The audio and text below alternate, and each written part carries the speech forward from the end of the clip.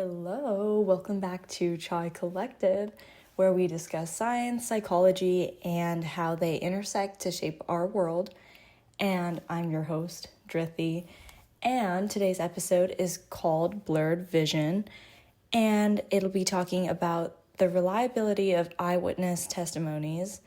And also, I apologize for our AWOL. I was getting hate mail and fans were salivating at my doorstep, waiting for the next episode to drop. So in response to that, I present to you Blurred Vision. Hope you enjoy. So here's a question for you. If someone witnesses a crime with their own eyes, how much should we trust their account? At first glance, eyewitness testimony seems incredibly convincing. I mean, after all, the witness was there, and they did see what happened. They can describe the people involved, the sequence of events, and even provide details that no physical evidence could capture. But psychology raises an important concern. What if seeing isn't always believing? And that's what we'll be discussing further in today's episode. So today we will explore how sensation and perception influence eyewitness testimony and why psychology suggests that eyewitness accounts may be less dependable than many people assume. Alright, let's start by understanding the difference between sensation and perception. In psychology, sensation refers to the process by which our sensory organs detect stimuli from the environment. For example, light enters our eyes and we process it through our brain, and similarly, sound waves enter our ears, and our sensory receptors gather information from the world around us. Perception, however, is the brain's interpretation of that sensory information. And this distinction is important because perception is essentially how we perceive something to have happened. And so it is not a perfect recording of reality, and it certainly isn't objective. And our brains don't simply receive information and store it like a video camera. And instead, our brains actively interpret, organize, and even modify sensory input sometimes in order to create a meaningful understanding of the world. And all that's to say, what we perceive isn't what actually exists oftentimes.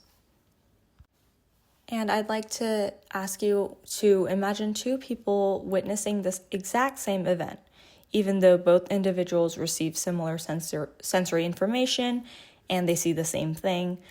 They might walk away with completely different interpretations of what happened.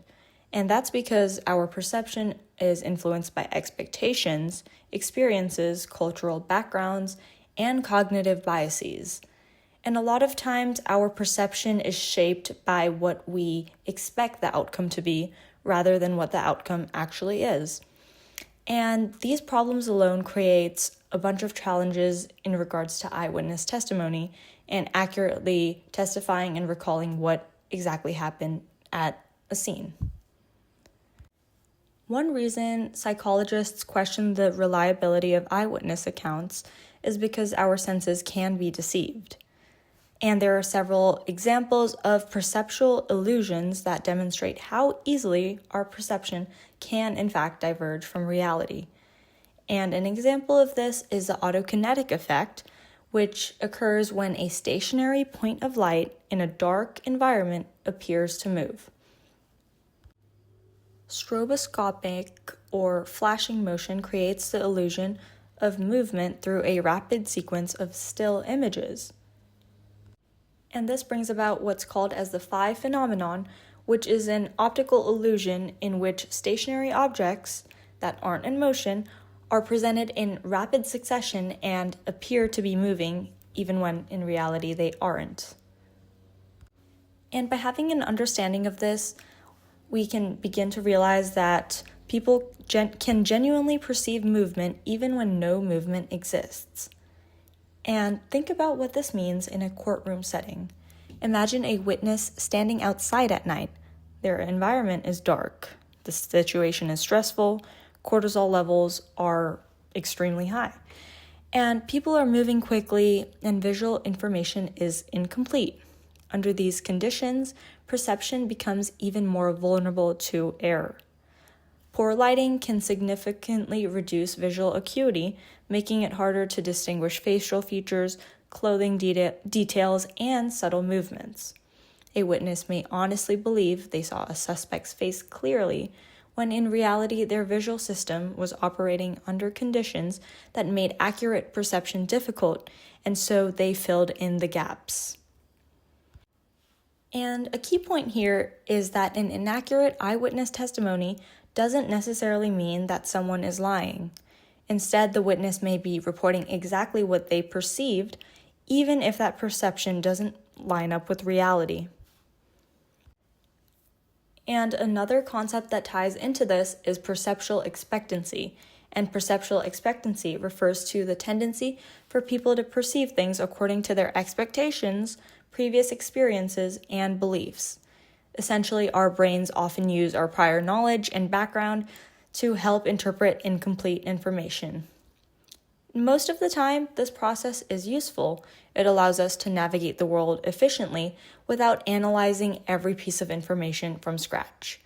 And if you're familiar with abstraction in computer science, it kind of works in the same way, in which your brain simplifies information to make things more useful and more easier to process and make sense of.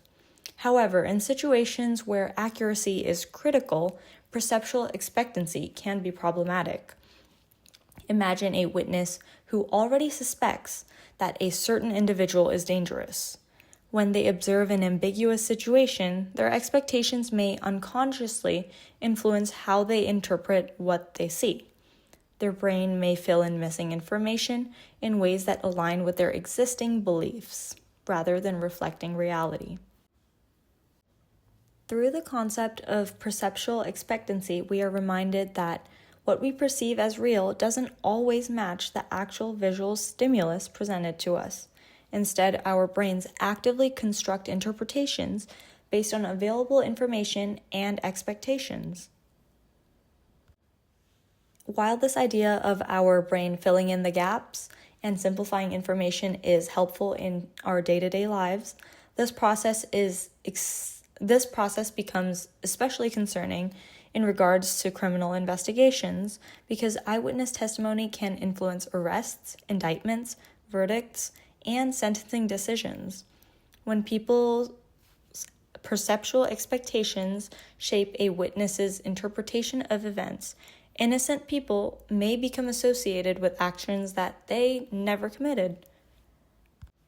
Additionally, culture also plays a role in perception. Perception can be influenced by cultural expectations and experiences, as well as learned interpretations of cues. For example, different cultures may emphasize different visual patterns, social behaviors, and environmental information. And as a result, people from different backgrounds may perceive this exact same event completely differently. And this does not mean that one person's perception is necessarily right, whereas the other one's is wrong. Rather, it highlights the fact that perception is not purely objective. It is shaped by both biological processes as well as social experiences. This leads us into another area of psychology that helps explain eyewitness inaccuracies, which is social cognition. A common assumption is that people naturally see the world as accurately as possible. While psychologists generally agree that people strive for accuracy, the social cognition approach recognizes that our brains face several limitations. Every day, we are exposed to enormous amounts of information. And to process all of it efficiently, our brains rely on shortcuts called heuristics, as well as assumptions, expectations, and mental frameworks. These shortcuts help us make quick judgments, but they can also introduce errors. Even when people are genuinely trying to be accurate, their perceptions may still become distorted because of these cognitive shortcuts. One such example is the fundamental attribution error, and this error refers to the tendency that people tend to overestimate internal characteristics such as personality, traits, or intentions, while underestimating situational factors that may explain behavior. For example, if you're driving on the freeway and get particularly mad at a driver who is just speeding through, you might immediately judge them and say that they have a quick fuse, or that they're a hothead, or that they don't know how to drive. Whereas in reality, perhaps they are running late to a flight, and that could possibly explain their behavior. And along similar lines, bringing this example back to an eyewitness testimony, imagine a witness observes someone running away from a crime scene.